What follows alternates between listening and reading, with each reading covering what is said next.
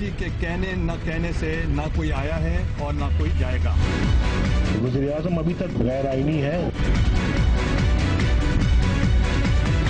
वज़ीर आज़म को हटाना हो, अदम एतमाद हो सकता है, जुर्रत है, उनको ये ऑप्शन इस्तेमाल करना चाहिए।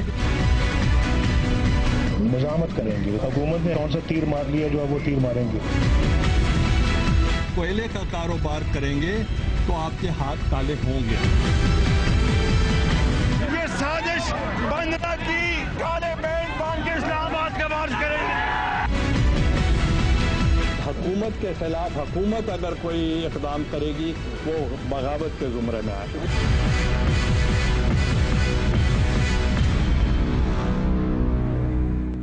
बिस्मिल्लाहिर्रहमानिर्रहीम, अस्सलाम वालेकुम। टारगेट पॉइंट के साथ मैं हूं आसमा चौधरी। नाजरीन, किसी को काम करने की ख्वाहिश का इजहार करना, इसको मुकम्मल करने की सकत रखना दो अलहदा चीज़ें हैं।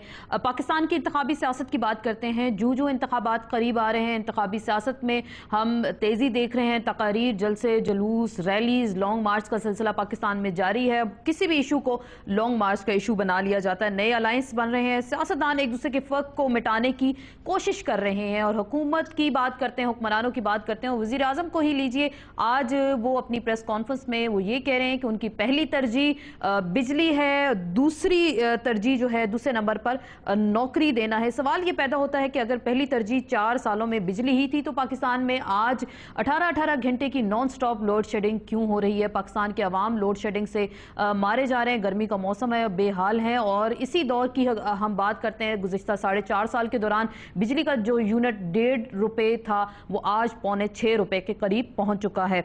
और इसी इंतखाबी सियासत में अगर दीगर सियासतदानों को भी ले लें, जब हिसाब किताब की बारी आती है हुकूमत की जानिब से ही, जब अपोजिशन को स्ट्रॉन्ग एक सूरत हाल का सामना करना पड़ता है तो फिर उसमें अपोजिशन के एहतसाब की बारी भी आ जाती है। मियां नवाज शरीफ की बात करते हैं, कभी उनका राइवेंड महल, कभी उनके इत्तेफाक फाउंड्रीज या उनके $32 मिलियन के केसेस भी सामने आते हैं। और जब मियां साहब को इन चीज़ों का हिसाब देना पड़ता है तो वो कहते हैं ये इंतकाम है। और जब अपनी बारी आए तो कानून की हुक्मरानी की बात करते हैं। ये दो मुतजाद चीज़ें हमें पाकिस्तान की सियासत में नज़र आ रही हैं। दूसरी जानिब इन्हीं के भाई खादम आला पंजाब की अगर हम बात करते हैं, शहबाज शरीफ साहब की, जो कि आए रोज़ वफाकी हुकूमत को चोर, डाकू और लुटेरा कहते हैं, उनके अपने दौर में ये हालात हैं कि पंजाब हुकूमत से 38 अरब रुपये गायब हो जाते हैं और पंजाब हुकूमत को इसका जवाब नहीं पता कि वो 38 अरब रुपये उनके ख़जाने से गए तो गए कहाँ, वो कहाँ इस्तेमाल हुए। कोई वाली वारिस नहीं, कोई जवाब देने को तैयार नहीं। ऑडिटर जनरल 3 खत भी लिख चुके हैं चीफ मिनिस्टर साहब को, लेकिन अभी तक चीफ मिनिस्टर साहब को शायद नहीं पता